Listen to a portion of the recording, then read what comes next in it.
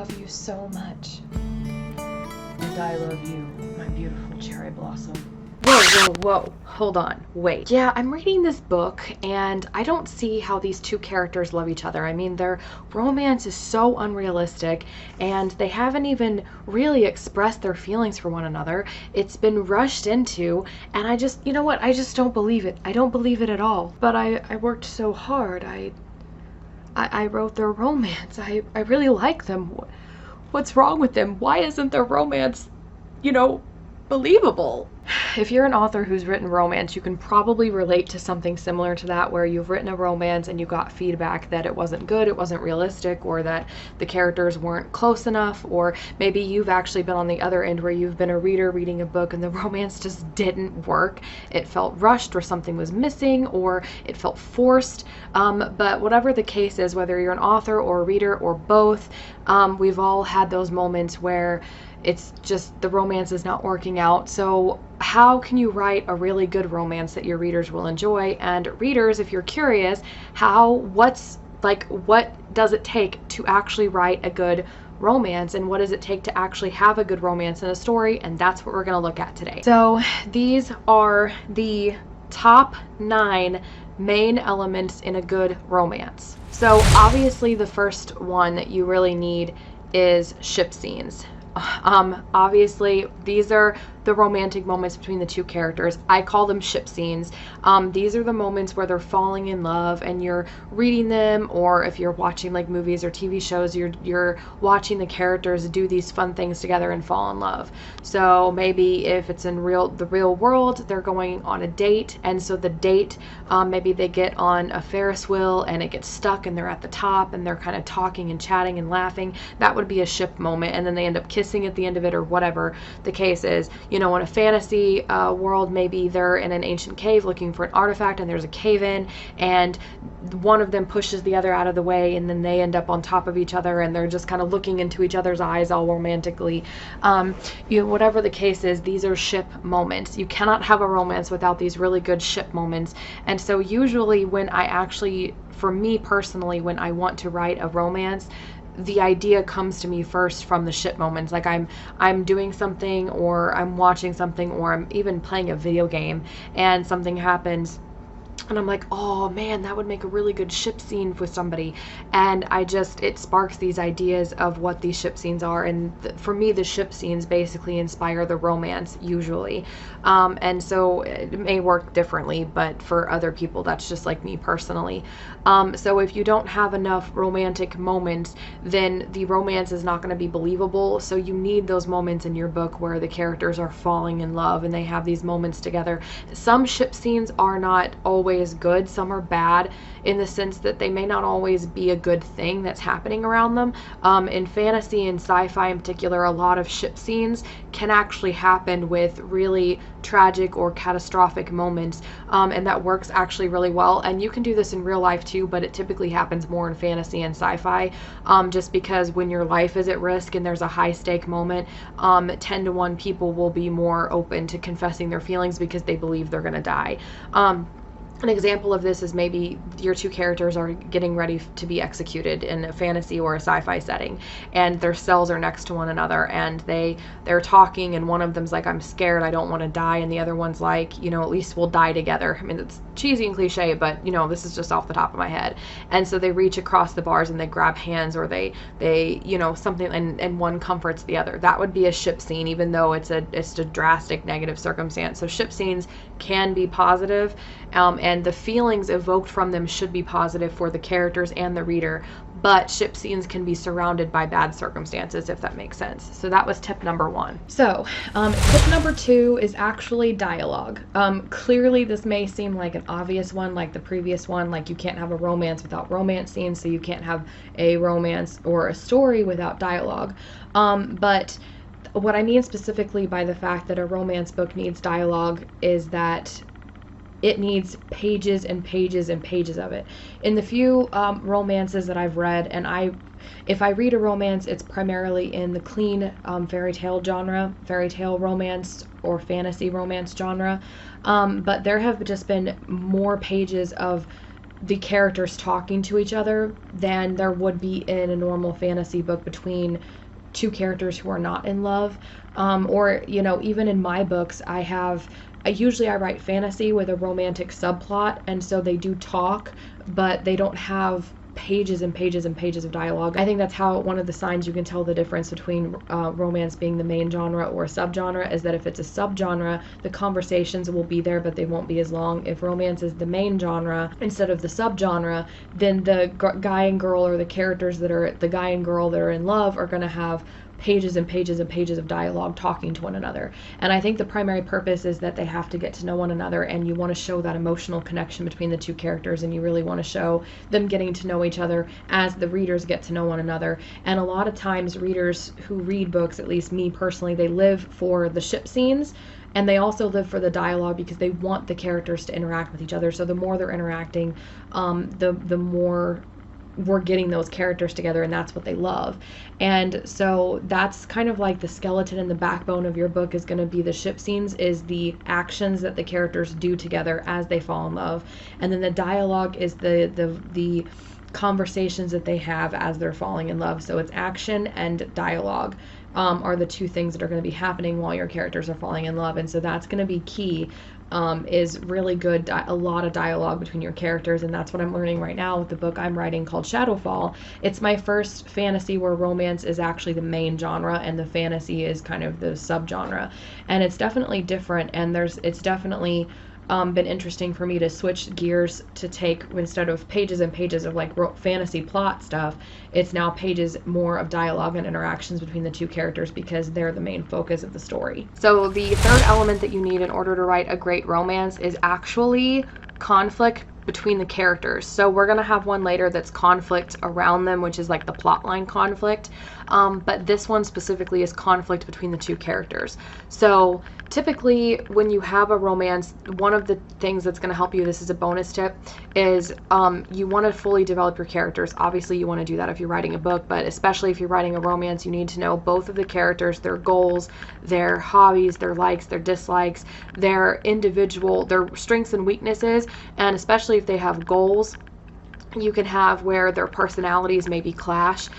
So you obviously, to fall in love, the two characters have to have something in common or something that draws them together, something that they like about each other that attracts them. But there also should be a difference there that can create conflict between the two of them, because no couple's perfect, and it's going to feel very unrealistic and stiff if your characters never have an issue with each other at some point, and if there's never any conflict between each other, even if the conflict is not, well, I have an issue with you. There needs to be a conflict between them, whether it's an issue with the other person or just something in general. So this could be they have very different personalities and they clash a lot, or they have differing goals, and so their goals don't always align in what they want to do in life or in the story or whatever the case is. They could have family issues, and so one of them isn't accepted by the other family. They could have maybe some sort of difference, like a racial difference, a religious difference, and that could cause conflict between them. Basically, you just need to set up things that are going to be the main conflict between the two of them. That's a personal conflict in their relationship. So the fourth element to writing a great romance is character development. Obviously, a lot of these tips are just basically things that you need in a great story, but in a romance, it's more specific to the romance. So the good story needs character development, but specifically in a romance, you need character development because the relationship itself has to have development and they have to grow. So in a relationship, they have to grow both on their own and together as a relationship, and the relationship itself has to grow as well. So the character arcs in a romance are obviously very, very important. And it's important to have, in a story in general, your characters are not the same at the end of the book as they are in the beginning. That's a character arc, and every book should have that difference. But in a romance, the relationship itself should change them, whether good or bad, and there should be a development in them because of the relationship or in and around the relationship or having to do or deal with or associate with the relationship.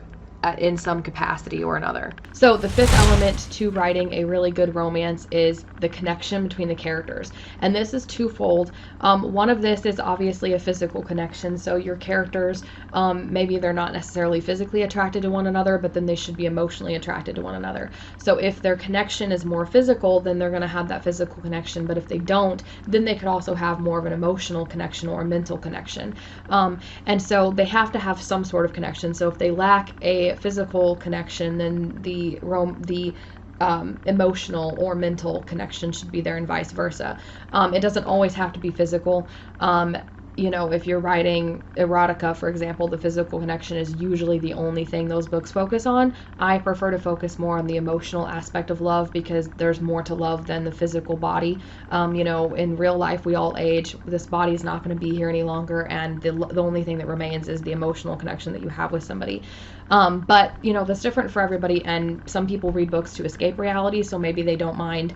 They want more of a romance with the physical connection, but regardless of what romance you write or enjoy to read, the two characters should still have a connection to each other. It's going to be very hard, and it's going to feel like a very forced relationship if they don't have some sort of connection at all. One example of this is in my book Hunter. The sub-romance that I included in it was very difficult because the main character Avarello was disguised as a man, so there was no connection between them at all in the first half of the book. And it was only after she was discovered to be a woman that there had to be a connection developed between them. And it had to be more, I had to give it a reason to be realistic. Hunter, for example, would not have worked as a main romance. There's a romantic subplot, but it's not a romance, and it would not work as a romance. In an actual romance, you have to have a really good connection between the two characters, regardless of whether that connection is maybe, you know, like I said, physical, emotional, mental. In a fantasy book, you can make it a magical connection. In a real life book, you could make it a spiritual connection as well, where maybe their religious beliefs align with each other very well or something like that. So there's all kinds of different things that you could do, but there needs to be some sort of connection between the two characters and a reason why they fall in love. Which leads me into element number 6 that you need in order to write a really great romance, is that they need a reason why they love each other and what they see in each other. So this is something that I am personally super picky about, to the point of being OCD about it, where every time I write a romance, even if it's a romantic subplot like in Hunter I just talked about, I have to have a moment in the book, or several moments, where both characters see or express or realize what they see in the other person and why they love the other person. So the first thing I always do once I figure out the main romantic idea and concept is, okay, what does character A see in character B, and vice versa. In my book Assassin, the plot line is a little bit heavier on the romance side. I still wouldn't say it's romance first, it's a fantasy first, but the romantic plot line in that one is stronger than in Hunter, for example. And so what the princess Sevlia, she sees Aiden, she sees this good guy hidden deep inside, where everybody else sees this intimidating assassin. She sees this little sliver of good that he doesn't show anybody else. And with her, he sees, you know, someone more than just a princess. He sees this beautiful woman who is, by beautiful I mean this beautiful woman inside her character. She's actually very kind and creative and artistic, and she's just not really able to act that way as a princess. And he sees this kind person that has been kind of like forced to become somebody else because of her father, really. And they both have that also creates the connection in them too. And so you'll have different things like that, but basically what they see in each other. What does he see in her, and what does she see in him? And there has to be, if there's lacking on any part in that, then it's not going to work. And that's actually the issue that I'm having in my book Rogue right now. Rogue is Valiant book 5. It's a fantasy first, so it has a romantic subplot, but the romantic subplot is not working because my beta readers pointed out that we don't understand, she shouldn't see anything in him. He's this irritating guy who likes to antagonize her. What in the world does she see in him? And we have no idea what he sees in her. She's actually a good character, and we have an idea, but he never expresses it directly what he sees in her. And so that's the issue that Rogue is having, and it doesn't work. So try to come up with a specific scene at some point in the book when you're sure you want them to really be in love, where there's a moment where it shows why they love this other person. Maybe one character, like in mine, one's introverted and one's extroverted, and I'm gonna plan for a moment when he's seeing her in a large crowd and she's just talking to everybody. She never knows a stranger, and he actually really likes that. Like, he himself doesn't want to be that, but he kind of admires that about her. And she actually likes his laid back, kind of quiet side that's really calm, and he's very, collected and together, and he's really kind of go with the flow. And she also sees his, how he actually genuinely cares for other people, and he notices little things about people, and he gives, and he's very selfless. And so that's going to be that moment between them that, he sees in her and she sees in him, that initially attracts them to one another. So usually in my typical, where I have a fantasy first and a romance second, these reasons why they love each other comes at kind of the end, the realization where I love you and I want to be with you, and that whole moment. But in this book, Shadowfall, it's actually coming at the beginning of the romance because it's setting the reason why they're attracted for one another. So it can come at any point in your story, as long as there is a moment that expresses why they love each other and what they see in each other. So element number 7 that you need in order to write a great romance is actually the purpose for the relationship itself. So obviously, if we write romance, most of us are writing it because we love it. We love the relationship. We love the characters or the concept. Like with Assassin, for example, if I was to write it as a romance first, it would be because I like the idea of an assassin or a bodyguard falling in love with a princess that he's forbidden to be with. It's that forbidden love. But you can't just write for the sake of like, you can and should write because you want to read that story. I do that all the time. But if you do want to publish a book and want readers to enjoy it, then the romance itself has to have a purpose. So this is editing Joanna here. I feel like I didn't properly express what I was trying to say here, so I'm just decided to do a voiceover real quick.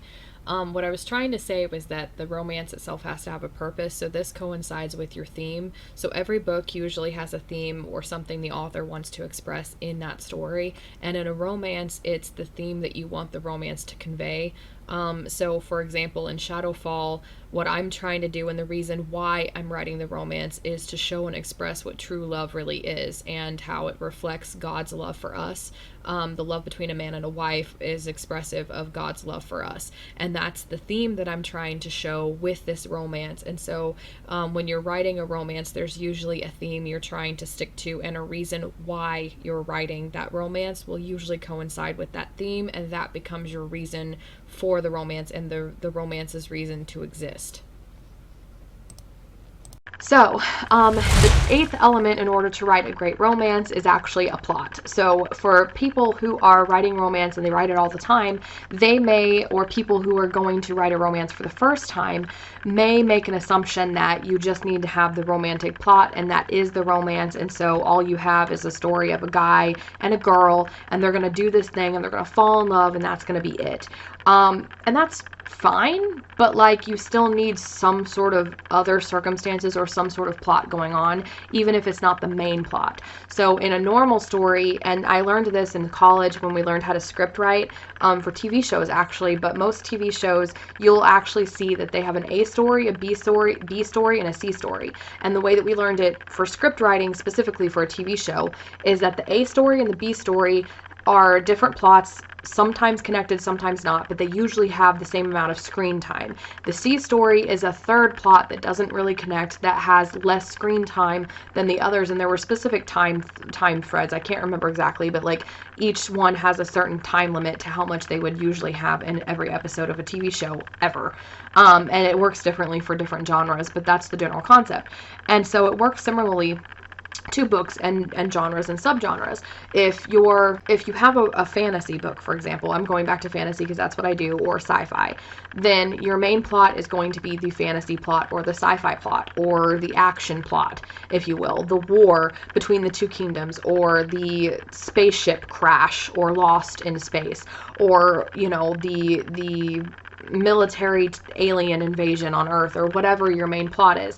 But you're usually going to have the individual character plot, so there may be some character drama with their family, there may be some sort of death that they have to get over, there may be some sort of some sort of subplot going on, and sometimes that is a romance.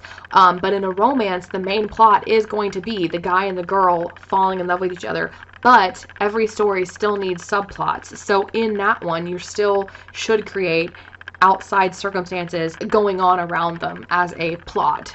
So maybe there is a war between two kingdoms, but this time the guy and girl falling in love with each other is going to be the main plot. The war is secondary, so you may have some of that in the background, and there may be a few scenes of that going on and stuff, but you still need that to drive the romance and to affect the romance between the two characters, if that makes any sense. So the 9th element to writing a great romance is actually the conflict around them. So earlier I mentioned the conflict between them, and that's conflict specifically in their relationship or the conflict that they have with each other.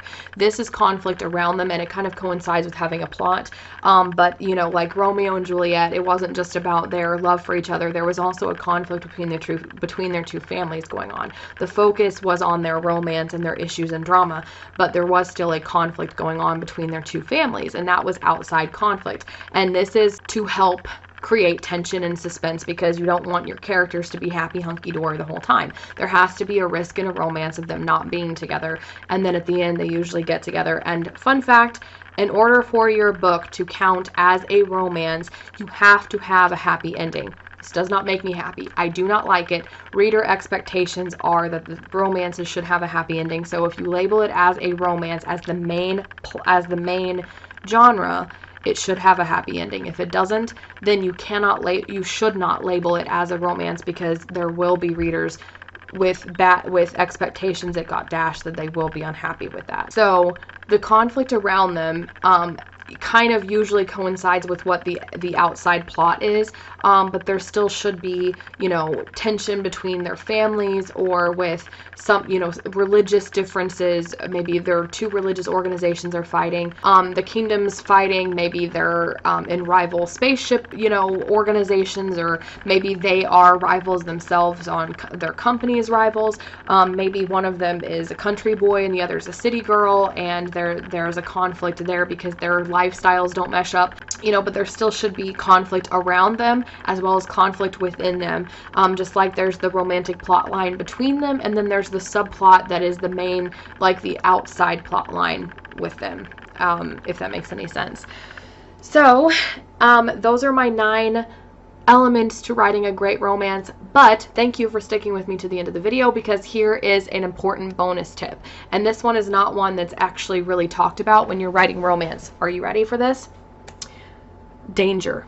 I don't know how it's possible to write a romance without danger. I love danger. I live for danger in books. When there are two characters and they're in a dangerous situation and there's a risk of them going to die or losing their lives or losing their homes or their jobs or their families, or there's a risk of somebody being kidnapped or captured or sold as a slave, or I've lost track of everything else, eaten by a monster, or their home is threatened to be burned down by the enemy or burned down by an evil monster that's migrating toward them.